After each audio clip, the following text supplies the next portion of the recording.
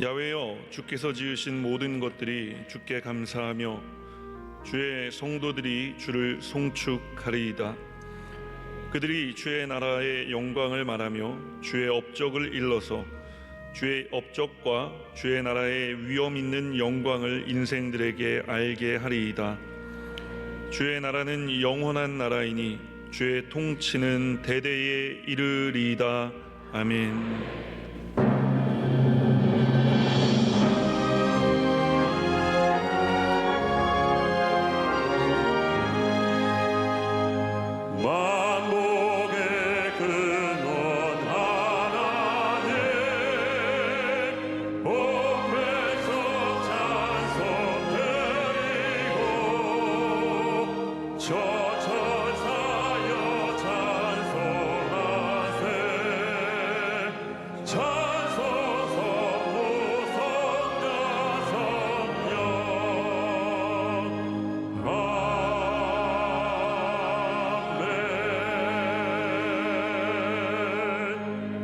전능하사 천지를 만드신 하나님 아버지를 내가 믿사오며 그 외아들 우리 주 예수 그리스도를 믿사오니 이는 성령으로 잉태하사 동정녀 마리아에게 나시고 본디오 빌라도에게 고난을 받으사 십자가에 못 박혀 죽으시고 장사한 지 사흘 만에 죽은 자 가운데서 다시 살아나시며 하늘에 오르사 전능하신 하나님 우편에 앉아 계시다가 저리로서 산자와 죽은 자를 심판하러 오시리라. 성령을 믿사오며 거룩한 공회와 성도가 서로 교통하는 것과 죄를 사하여 주시는 것과 몸이 다시 사는 것과 영원히 사는 것을 믿사옵나이다. 아멘.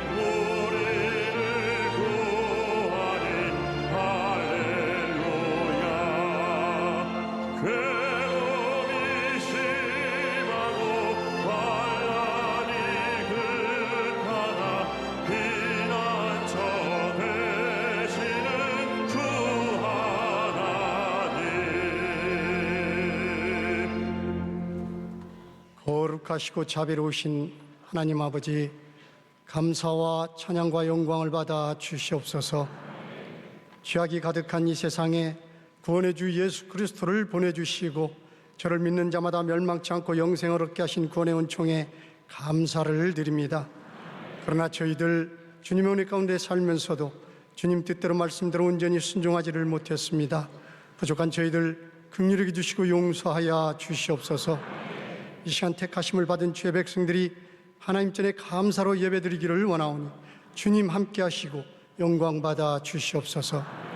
다사다난했던 올 한 해에도 이 나라의 민족 지켜주시고 함께 하신 주님 감사를 드립니다. 세우신 대통령과 모든 위정자들에게 거룩하신 하나님의 뜻을 깨닫는 은혜를 허락하여 주시고 이제 사람의 양심이 아닌 하나님의 정의와 공의로 하나님 기뻐하시는 뜻을 이루게 하여 주시옵소서. 성탄의 계절에 저 북녘 땅에도 주님의 사랑과 은혜가 임하게 하시고 저들이 변화를 받아 전쟁이 아닌 평화를 추구할 수 있도록 인도하여 주시옵소서. 이곳에 여의도 순복음교를 세워주시고 많은 시련과 역경 가운데서도 오직 주님의 은혜로 큰 부흥의 역사를 이루어 민족 봉화와 세계 선교사에게 귀하게 쓰임받도록 인도하신 주님의 은혜를 무한 감사를 드립니다. 이제 우리 교회가 창립 60주년을 맞이하며 하나님 전에 영광 돌려드리기를 원합니다. 기도하며 준비하는 모든 일정 후에 주님 함께 하시고 주관하여 주시옵소서. 새로운 희망의 60년을 오직 십자가의 능력으로 교회의 본질을 더욱 발전 계승하여 주님 기뻐하시는 교회, 잘했다 칭찬받는 교회가 되게 하여 주시옵소서. 원로 목사님의 남은 사역과 노예도 주님 항상 함께해 주시고 영광을 강건함으로 붙들어 주시옵소서. 이기 사역에 귀하게 쓰임받으시는 담임 목사님 영역을 갑절로 축복하여 주시고 섬기시는 사역마다 주님 기뻐하시는 복된 사역이 되시도록 축복하여 주시옵소서. 이 시간에 주님의 말씀을 대언하시는 담임 목사님 성령의 감화 감동 충만케 하셔서 전하시는 말씀을 듣는 자마다 주님 기뻐하시는 뜻을 깨달아 삶에 적용하게 하시고 복된 삶 살게 하여 주시옵소서. 영상으로 인터넷으로 예배드리는 곳곳마다 동일한 은혜를 허락하여 주시옵소서. 이 예배를 돕는 남녀선교회와 헌신의 수고들을 하는 손길들마다 주님 기억하여 주시옵시고 찬양으로 영광 돌리는 베들레헴 찬양대와 오케스트라 찬양을 흠양하여 주시옵소서. 이 모든 은혜를 감사하고 우리 주 예수 그리스도의 거룩하신 이름으로 간절히 기도드렸사옵나이다. 아멘.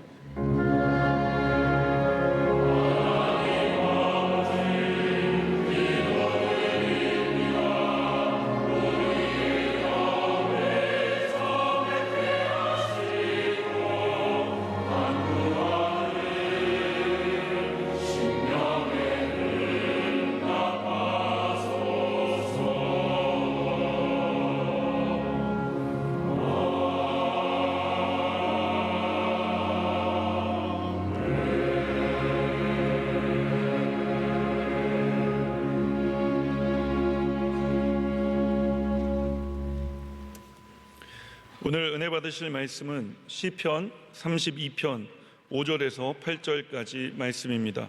시편 32편 5절에서 8절까지 말씀을 다 같이 봉독하겠습니다.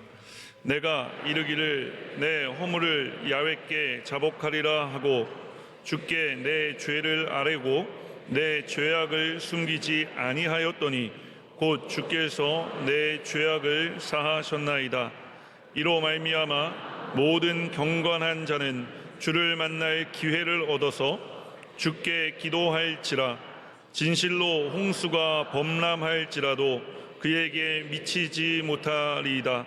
주는 나의 은신처이오니 환난에서 나를 보호하시고 구원의 노래로 나를 두루시리이다.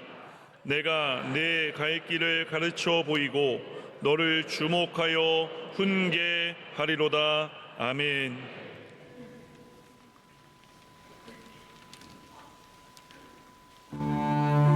주 오시는 날 누가 능히 당하며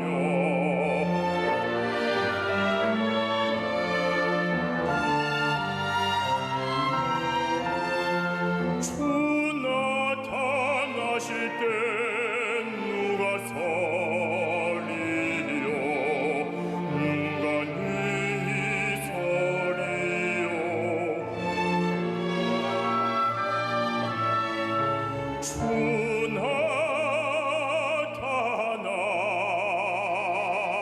나타나실 때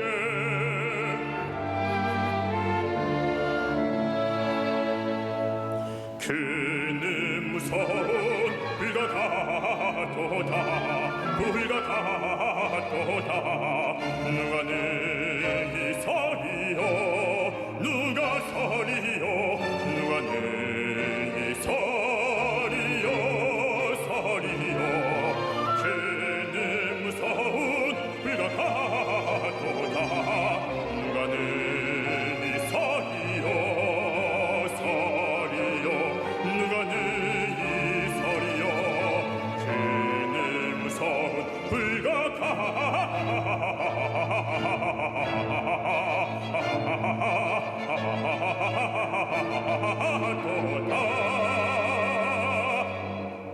그는 무서운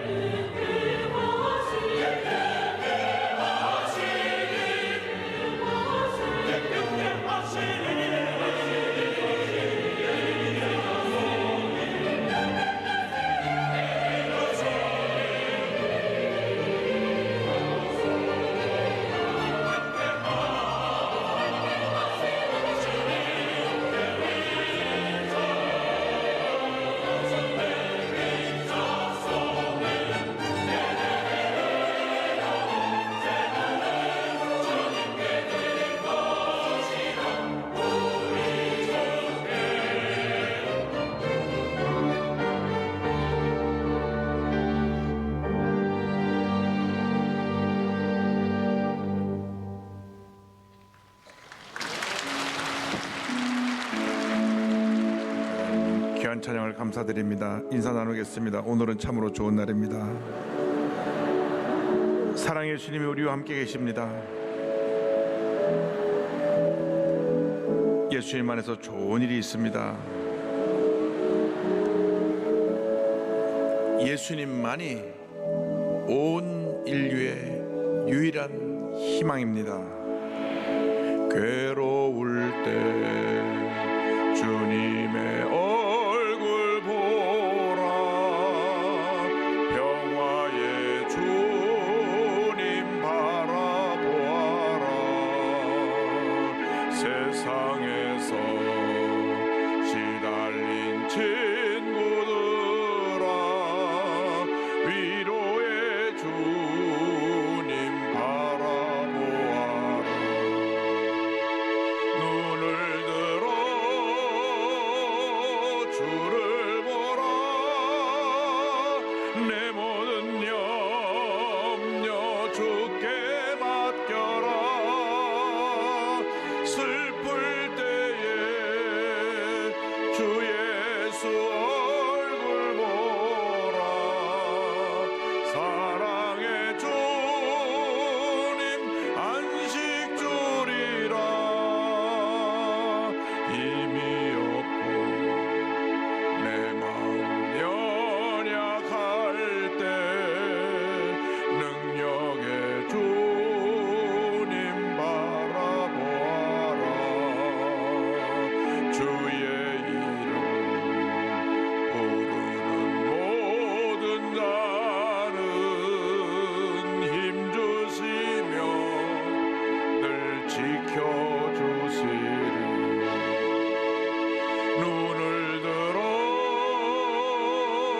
주를 보라 내 모든 염려 주께 맡겨라 슬플 때에 주 예수 얼굴 보라 사랑의 주님 안식 주리라 눈을 들어 주를 보라 내 모든 염려 주께 맡겨라 슬플 때에 주 예수 얼굴 보라 사랑의 주님 안식 주리라. 사랑과 은혜와 자비가 무한하신 하나님 아버지, 평화의 왕으로 오신 예수님께서 우리 마음 가운데 임하여 주시고 우리 대한민국에 임하여 주시고 전 세계에 임하여 주셔서 참된 기쁨과 평화가 사랑과 용서가 강물같이 넘쳐나게 하여 주옵소서. 예수님의 이름으로 기도 올리옵나이다. 아멘. 오늘 시편 32편 5절로 8절 말씀 가지고 주는 나의 은신처이오니 이어든 제목으로 함께 말씀의 은혜를 나누기 원합니다. 제목을 따라해 주시기 바랍니다. 주는 나의 은신처이오니 주는 나의 은신처이오니. 온 인류의 희망 되신 예수님이 이 땅에 오신 성탄절이 눈앞에 다가왔습니다. 우리 모두가 우리 죄를 사하시기 위해서, 우리에게 구원을 주시기 위해서, 온 세상에 참된 평화를 주시기 위해서 오신 예수님을 맞이하기 위해서 우리의 죄와 허물을 회개하고 주님 보시기에 부끄러움이 없는 모습으로 주님을 맞이하는 우리 모두가 되어야 할 것입니다.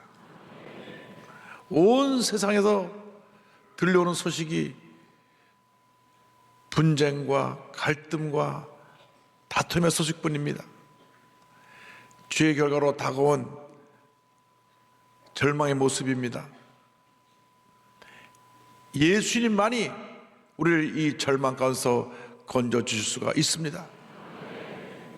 예수님은 평화의 왕으로 오셔서 갈등과 다툼이 있는 곳에 사랑과 화해와 용서를 베푸시고 상처가 있는 곳에 치료자로 오셔서 그 모든 상처를 치료해 주셨습니다. 그러므로 우리는 우리의 유일한 구세주가 되시고 우리의 희망이 되신 예수님을 믿고 의지하고 바라보며 나가는 주님의 자녀가 되어야 할 것입니다. 우리는 무엇보다도 먼저 주 앞에 나갈 때 우리의 죄사함을 간구하여야 합니다. 시편 30편 5절은 이와 같이 고백합니다. 내가 이르기를 내 허물을 야훼께 자복하리라 하고 주께 내 죄를 아뢰고 내 죄악을 숨기지 아니하였더니 곧 주께서 내 죄악을 사하셨나이다. 예수님은 죄가 없으신 분이시고 의로우신 분이십니다. 동시에 사랑이 무한하신 참으로 좋으신 하나님이십니다. 세상의 법은 죄인을 붙잡아서 심판하기 위해서 만든 법이지만은 하나님의 법, 하나님의 공의는 죄를 깨닫게 하고 회개케 하기 위함인 것임입니다. 그러므로 우리가 주 앞에 나올 때마다 우리의 죄를 회개하고 주님 저를 긍휼히 여겨 주시옵소서 주의 도우심을 간구해야 될 것입니다. 이 세상에서 죄에서 자유로울 사람은 한 사람도 없습니다. 로마서 3장 23절에 모든 사람이 죄를 범하였음에 하나님의 영광에 이르지 못하더니 성경은 말씀하고 있는 것입니다. 그렇기 때문에 죄인인 우리가 하나님 앞에 설 때에 죄로 인해서 심판을 받을 수밖에 없습니다. 그런데 하나님께서는 우리를 심판하시기를 원하시는 것이 아니라 우리가 우리 죄를 회개할 때 우리를 용서해 주시기 원하시는 참으로 좋으신 하나님이십니다. 하나님의 공의에는 이 어떤 무한한 하나님의 사랑과 용서가 함께하고 있는 것입니다.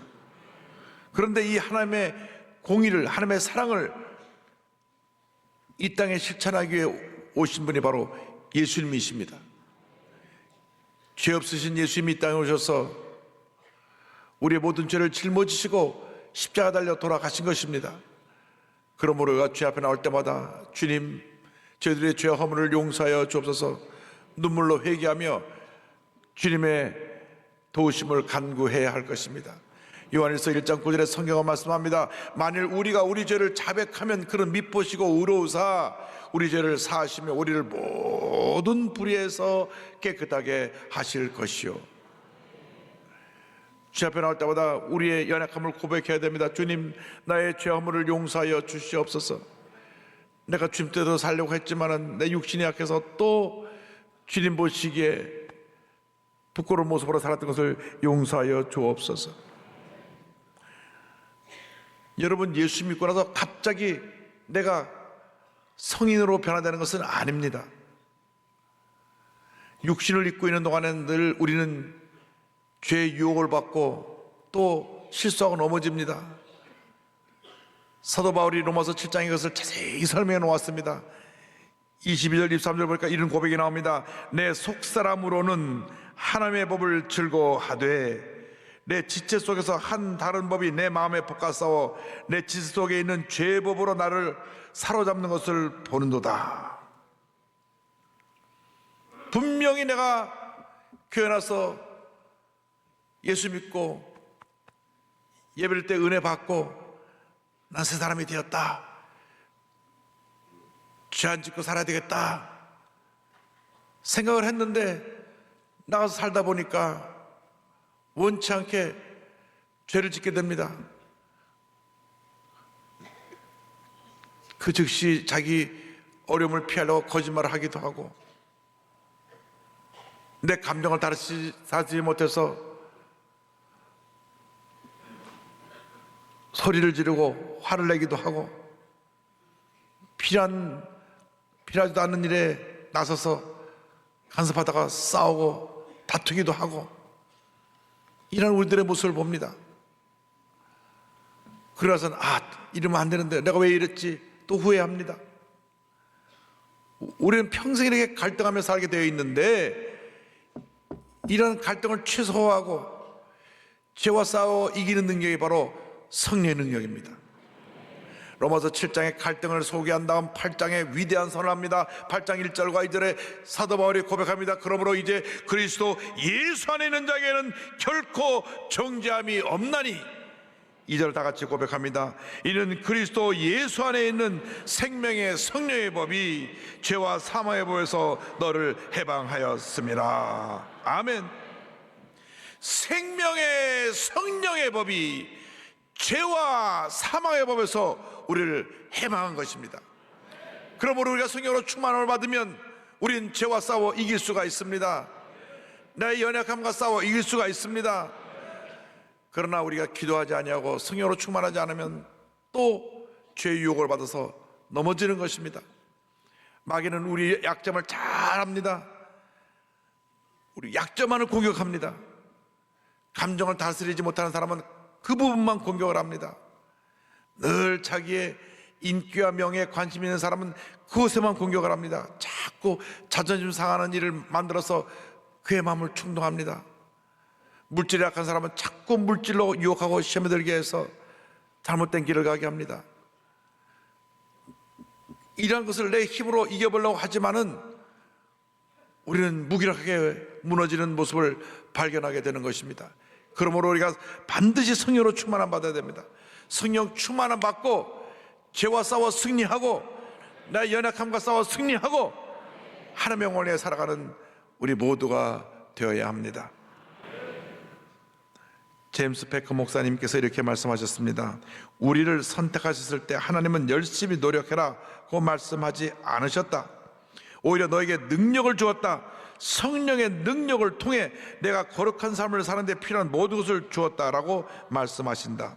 날마다 우리는 성령님이 무덤에서 그리스도를 일으키신 것처럼 우리를 죄의 무덤에서 일으키신다는 것을 깨달아야 한다. 성령님이 모든 능력들을 그리스도의 발 아래 꿇게 하고 그분을 승리자가 되게 하신 것처럼 우리의 모든 적들을 우리의 발 아래 꿇게 하신다. 그러므로 그리스도인들에게 있어서 오늘은 성령님의 능력 안에서 승리의 날이 될 수 있다. 할렐루야. 성령의 도우심을 받아서 날마다 우리는 주님 안에서 승리하는 삶을 살아야 합니다. 죄와 싸워 승리하고, 나의 연약함과 싸워 승리하고, 문제와 싸워 승리하고, 질병과 싸워 승리하고, 그래서 하나님의 영광을 나타내는 우리 모두가 되어야 할 것입니다. 그를 위해서 늘 우리는 성령님의 도우심을 간구해야 됩니다. 성령님 날 도와주세요. 내 힘으로 할 수 없습니다. 성령님 날 도와주셔서 이 죄의 유혹에서 벗어나게 하시고 나의 연약함과 싸워 승리하게 하여 주시옵소서. 간구할 때 주님의 은혜가 임합니다.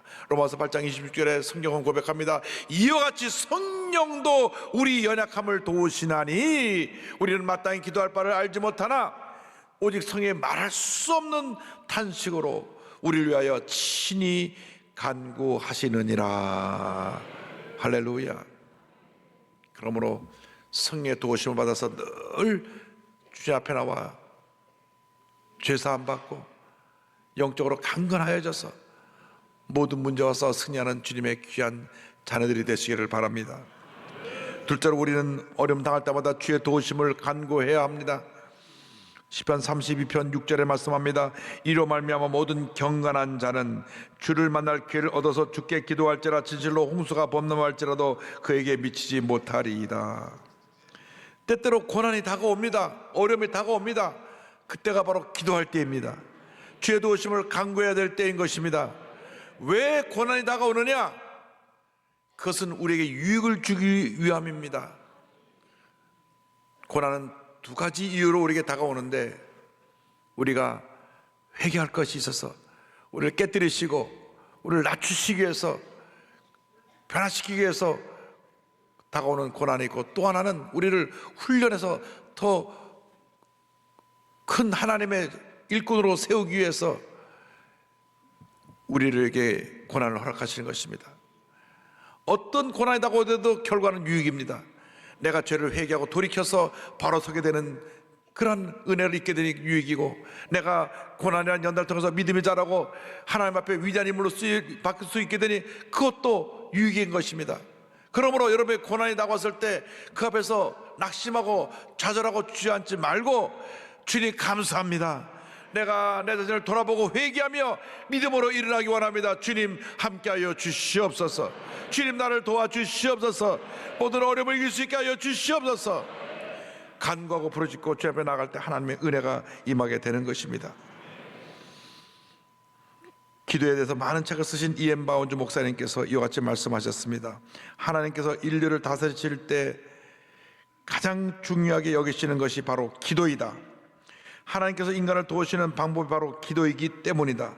기도하지 않는 사람은 하나님의 도우심을 거절하는 것이다. 기도는 자신에게 필요한 것을 자신의 능력으로 얻을 수 없기 때문에 우리가 기도하면 하나님께서 일하기 시작하신다. 중요한 말씀이 있습니다. 우리가 기도하면 하나님이 일하신다고 하는 것입니다. 사람들이 기도하지 않냐고 무슨 일을 시작하니까 자꾸 시행착오가 생기고 실수와 실패가 생겨나게 되는 것입니다.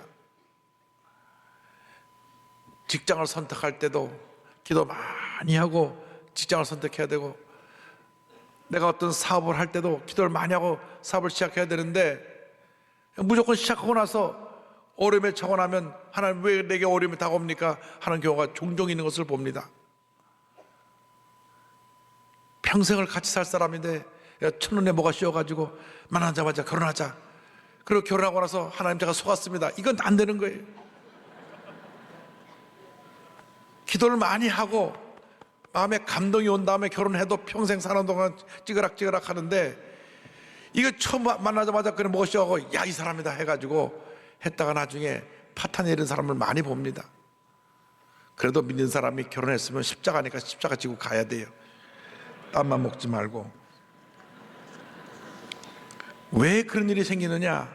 기도하지 않고 그냥 쉽게 결정하기 때문에, 기도하지 않고 내가 출발하기 때문에 그런 문제들이 생겨나는 것입니다. 그러므로 우리가 매사에 기도를 하고 신중하게 결정을 해야 됩니다. 아침에 일어나서 기도로 하루를 시작하기 바랍니다. 주님, 오늘 주님께서 주신 축복의 날이 밝았습니다. 함께하여 주옵소서. 기도로 잠자리에 일어나서 하루를 시작하고, 내가 사업장에 가면 사업장에 그 자리에 앉아가고 오늘 나의 사업을 주님께 맡깁니다. 기도하고 사업을 경영하고, 내가 직장에 가면 직장에 자리에 앉아서 주님, 오늘 하루 일과를 주님께 맡깁니다. 주님 나라로 도와주옵소서. 학생은 학교에 가서, 전문의는 자기가 일하는 그곳에서 먼저 하루 기도하고 시작하면 하나님의 은혜가 강물처럼 넘쳐나게 되는 것입니다. 기도할 때 하나님께서 우리를 모든 환난에서 건져주시고 보호해주시고 은혜를 베풀어 주십니다. 시편 30편 7절에 주는 나의 은신처이오니 환난에서 나를 보호하시고 구원의 노래로 나를 두루시리이다. 91편 2절 3절에 이와 같은 고백이 나옵니다. 나는 야훼를 향하여 말하기를 그는 나의 피난처요 나의 요새요 내가 의뢰하는 하나님이라 하리니 이는 그가 너를 새 사냥꾼의 올무에서와 심한 전염병에서 건질 것이미로다. 출애굽기 15장 2절을 말씀합니다. 야훼는 나의 힘이요 노래시며 나의 구원이시로다. 그는 나의 하나님이시니 내가 그를 찬송할 것이요 내 아버지의 하나님이시니 내가 그를 높이리로다. 여러분, 주님께 기도하고 맡기면 주님이 나의 힘이 되시고 능력이 되시고 도움이 되셔서 우리 앞에 모든 장애물을 다 걷어내 주시고 시온의 대를 펼쳐주셔서 주님의 큰 은혜와 축복이 우리에게 임하게 만들어 주시는 것입니다. 그러므로 여러분에게 주신 이 놀라운 주님의 축복인 기도를 소홀히 하지 말고 늘 기도를 통하여 주님과 교제하고 주님께 모든 것을 맡기고 믿음으로 전진 또 전진해서 승리하는 삶을 살아가는 여러분 모두가 되기를 바랍니다. 기도하는 가정은 하나님이 붙들어 주셔서 자자손손 복되게 만들어 주시는 것입니다. 기도하는 사업은 망하는 적이 없습니다. 왜? 주님이 붙들어 주시니까. 기도하고 나가면 하나님이 그 갈 길을 보여주시고 은혜를 베풀어 주시기 때문에 지금은 눈에는 보이는 것 없고 귀에는 들리는 것 없어도 하나님께서 반드시 모든 것이 합력한 선이루게 만들어 주시고 좋은 일이 여러분 앞에 다가오게 만들어 주시는 것입니다. 그러므로 때를 얻든지 뭐든지 기도에 힘쓰는 여러분 되기를 바랍니다. 힘들고 어려울 때 사람들 찾아다니지 말고 그 시간에 엎드려 기도하고 부르짖으면 응답이 다가옵니다. 기적이 임합니다. 축복이 임하게 되는 것입니다. 그래도 응답이 다가오지 않으면 그때는 기도원에 올라가서 한 3일만 금식하세요. 직장 휴가 내고 사생결단의 마음을 가지고 금식하며 기도하면 그때 큰 은혜가 임합니다. 한 보름은 금식해도 괜찮은 것 같아요. 그 다음부터 조금 힘든 것 같은데 여러분 정말 힘들고 어려울 때는 사생결단하고 금식하며 기도하면 하나님의 기적이 임하는 것입니다. 그러므로 늘 어려울 때마다 여러분의 모든 문제와 어려움을 주님께 갖고 나와 부르짖어 기도하는 여러분 되시기를 주님의 이름으로 축원합니다. 그러면 셋째로 하나님께서 우리의 갈 길을 인도해 주십니다. 30편 8절에 내가 내 갈 길을 가르쳐 보이고 너를 주목하여 훈계하리로다 이렇게 말씀합니다. 온 우주 만물을 지으시고 다스리는 하나님께서 우리의 갈 길을 인도해 주십니다. 주님께 다 맡겨야 됩니다. 이것을 믿음이라 그럽니다. 믿음이 큰 사람은 다 맡기고 믿음이 작은 사람은 늘 망설이고 조금만 맡겼다가 더 어려움에 빠지게 되는 경우가 많이 있게 되는 것입니다. 그래서 시편 37편 5절에 내 길을 야훼께 맡기라 그를 의지하면 그가 이루시고 성경은 말씀합니다. 잠언서 16장 3절입니다. 너의 행사를 야훼께 맡기라 그리하면 내가 경영하는 것이 이루어지리라. 얼마나 하나님을 의지하느냐에 따라서 하나님의 축복이 얼마나 우리 임하냐, 그것이 달려 있는 것입니다. 오늘 우리가 오늘 시점에서 나의 과거를 뒤돌아보면 나 일생 살아온 것이 주님의 은혜라는 것을 알게 됩니다. 주님의 은혜 때문에 우리가 여기까지 온 것입니다. 가만 보면 잘못되고 안 된 것은 다 내 탓이에요. 다 내가 욕심부리고 다 내가 내 감정을 조절하지 못해서 실수한 것들이고, 잘되고 형통하게 된 것은 다 하나님의 은혜예요. 속세된 자녀가 오늘날 갑자기 변화돼가지고 훌륭한 사람이 된 것도 하나님의 은혜예요. 밤낮 힘들고 어렵다가 사업이 피어나기 시작하고 잘 되는 것도 하나님의 은혜예요. 좋은 사람 만나서 행복한 가정이 이루게 된 것도 하나님의 은혜예요. 다 하나님의 은혜인 것입니다. 그럼 우리 일생 살아가는 동안에 그 은혜를 감사하고 주께 영광 돌리기를 바랍니다. 시편 37편 23절에 이와 같은 말씀이 나옵니다. 야훼께서 사람의 걸음을 정하시고 그의 길을 기뻐하시나니. 주님께서 우리의 발걸음을 이미 정해놓으시고 주님대로 살아가는 우리의 삶을 기뻐하신다는 말씀입니다. 때로 우리가 실수하고 넘어져도 주님이 붙들어 주십니다. 37편 24절에 그는 넘어지나 아주 엎드러지지 아니함은 야훼께서 그의 손으로 붙드심이로다. 야훼께서 그의 손으로 붙드심이로다. 할렐루야. 주님이 붙들어 주세요. 세상 사람들이 붙들어 주는 것은 영원하지가 않습니다. 권력 있는 사람이 잠시 붙들어 줄 수 있어요. 물질 많은 사람이 잠시 붙들어 줄 수 있어요. 그러나 하나님이 붙들어 주신 것은 영원하게 우리의 삶을 놀라운 은혜 가운데로 축복으로 인도해 주시는 붙드심인 것을 믿으시기를 바랍니다. 약속의 말씀 붙잡고 나가면 주님께서 우리와 동행하시며 놀라운 은혜를 베풀어 주십니다. 가나안 정복을 앞둔 여호수아에게 하는 말씀하셨습니다. 여호수아 1장 9절에 내가 내게 명령한 것이 아니냐, 강하고 담대하라, 두려워하지 말며 놀라지 말라. 내가 어디로 가든지 내 하나님 야훼가 너와 함께 하느니라. 너와 함께 하느니라. 할렐루야. 하나님이 함께 하시니 걱정할 것이 없어요. 때때로 인생길이 외롭고 힘들잖아요. 아무도 나를 도와줄 사람 없다고 생각하는 그때가 있을 수가 있습니다. 그러나 그때도 주님 함께 계시고 나를 붙들어 주시고 나와 동행하여 주십니다. 그래서 잠언 3장 6절에 너는 범사에 그를 인정하라. 그리하면 내 길을 지도하시리라. 언제나 주님을 믿고 의지하고 맡기고 나가는 여러분 되기를 바랍니다. 인간이 아무리 지혜로워도 하나님의 지혜에 다다를 수가 없습니다. 그러므로 아예 처음부터 말씀을 깊이 묵상하면서 주님 나에게 갈 길을 보여주시옵소서. 말씀 붙잡고 믿음으로 나가는 것이 바른 길이고 현명한 길인 것입니다.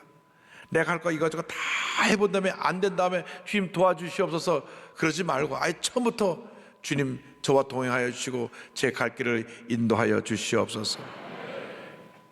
그러면 하나님이 우리 앞에 열린 문의 복을 주시는 것입니다. 내가 문을 하나하나 열려면 얼마나 힘든지 몰라요. 그러나 주님이 함께 하시면 내 앞에 닫혔던 문들도 다 열어주시는 것입니다. 그런데 하나님이 그 삶에 복을 주시면 그 복이 자손 대대로 임합니다. 하나님의 주신 복은 영원하기 때문에, 그래서 우리가 주님께 붙들려 쓰임받는 것이 매우 중요합니다. 가난과 질병 속에 죽어가는 우리 조선인들을 위해서 최고의 의료시설과 학교를 제공한 세브란스 병원의 설립자 세브란스의 간증으로 말씀을 마무리하기를 원합니다.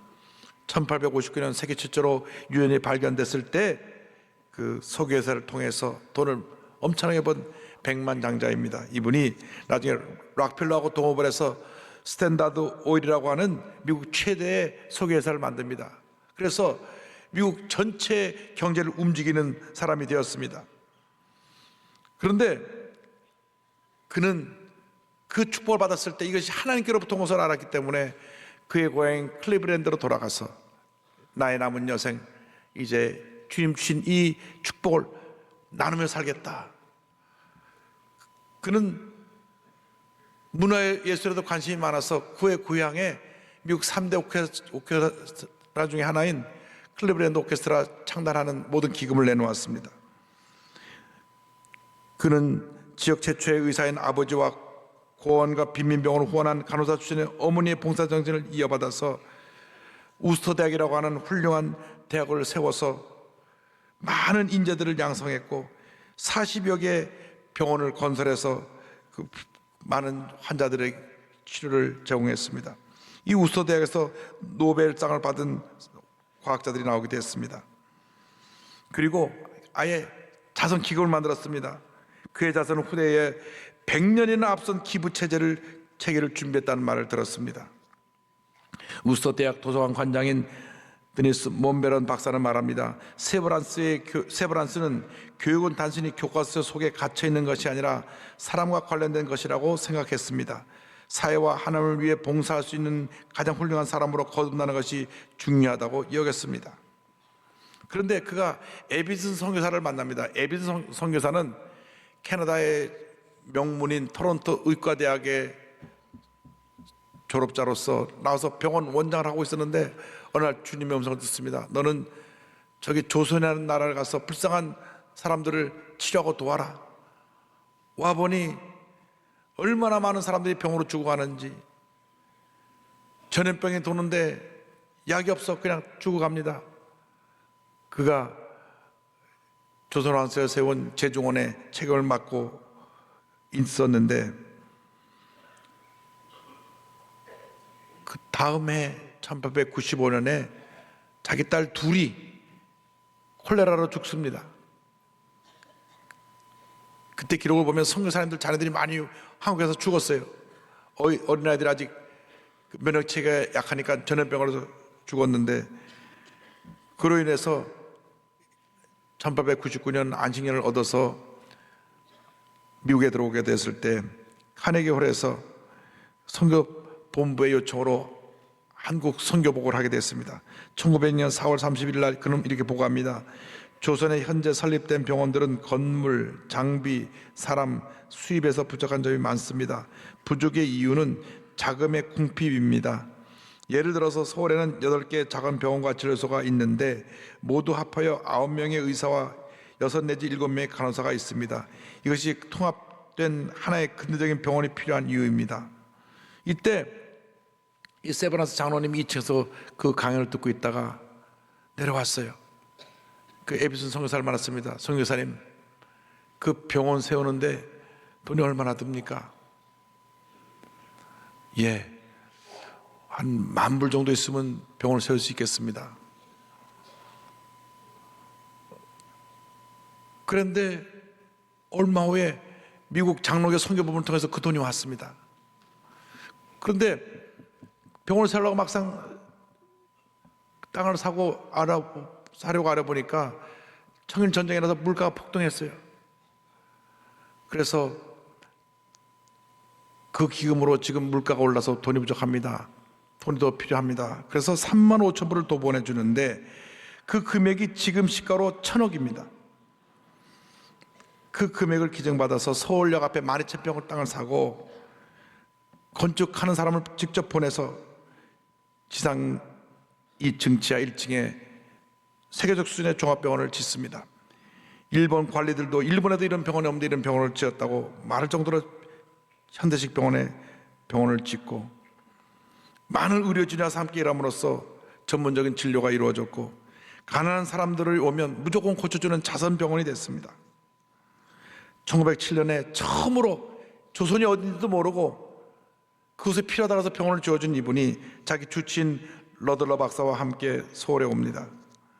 조선의 현실을 보면서 이렇게 해가지고는 안 되겠다. 조선 의사들을 많이 길러야 되겠다. 그래서 세운 학교가 세브란스 의학교 연세대 의과대학 전신입니다. 이곳에서 많은 인재들이, 한국의 의사들이 이곳에서 교육을 받아서 한국 사회를 위해 헌신했습니다. 이때는 누구나 와서 공부를 할 수 있게 해라. 그래서 백정의 아들도 와서 공부하게 해가지고 한국 최초의 의사가 됐던 걸 여러분 기억합니다. 그리고 자기 주치인 이 러들러 박사를 너는 세브란스 의과학교 가서 인재들을 양성해라. 그래서 26년 동안 한국에서 머물면서 많은 제자들을 양성한 훌륭한 교수로서 한국 의학교 발전에 큰 기여를 했습니다. 그런데 1913년 6월 25일 그분이 세상을 떠났을 때 작은 수첩이 발견됐습니다. 생전에 본인이 여기 기부를 약속하고 기부하고 있던 목록을 적어놓은 것입니다. 그 아들이 아버지의 대를 이어서 이 아버지께서 기록해놓은 모든 곳에 계속해서 선교 기금을 보냈습니다. 그래갖고 세브란스 펀드를 만들었는데 그 아들이 죽으면서 내가 죽은 후에도 계속 이 단체들의 후원을 해라. 그래가지고 세브란스 병원에 지금도 후원을 하고 있는데 저렇게 한국 최대 병원으로 성장하기까지 100년 넘도록 이 세브란스가에서 보내준 헌금이 5천억이 넘습니다. 할렐루야.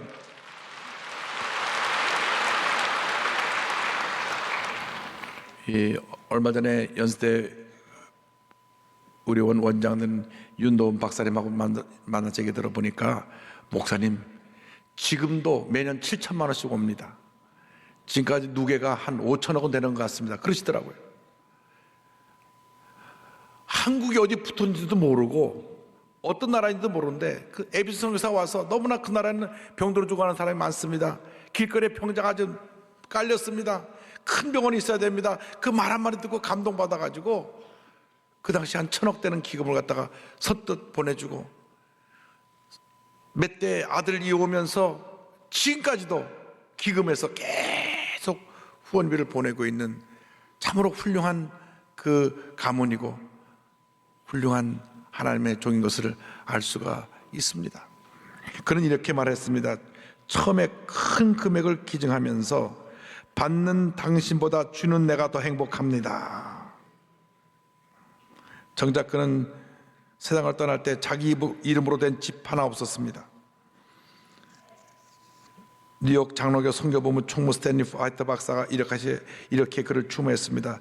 여기 재산을 바르게 사용하는 문제를 성공적으로 해결한 사람이 있었다. 그는 자신이 재산의 주인이 되었지 재산이 자신의 주인이기를 거부하였다. 그는 모든 요청을 허락했으며 그 요청의 짐에서 결코 피하려 하지 않았다. 그는 하나님의 목적을 자신의 목적으로 삼았다. 동양과 미국에서 그의 이름으로 된 건물이 많지만 그의 이름을 가슴에 새긴 사람이 더 많다는 사실이 더 중요하다. 나는 경외심을 가지고 감히 말하고 또 믿건대 사람의 가슴뿐만 아니라 하늘에도 그의 이름이 세브란스의 이름이 예수를 위하여 그의 일생을 바쳐놓으라고 기록되어 있을 것이다. 할렐루야. 오늘 우리 교회 가운데 우리 교회 자녀들 가운데 이와 같은 제2, 제3의 세브란스들이 많이 나오게 되기를 바랍니다. 우리 대한민국에도 이런 인물들이 많이 나와서 한국의 미래를 정말 아름답게 변화시키는 그런 역사가 있기를 간절히 소원합니다. 우리가 하나님 앞에 바로 서기만 하면 하나님 앞에 인도함을 받기만 하면 하나님 뜻을 순종하기만 하면 이 같은 축복이 임하게 될 것입니다. 여러분 모두에게 이 같은 은혜가 임하기를 주님의 이름으로 축원합니다. 축원합니다. 축원합니다.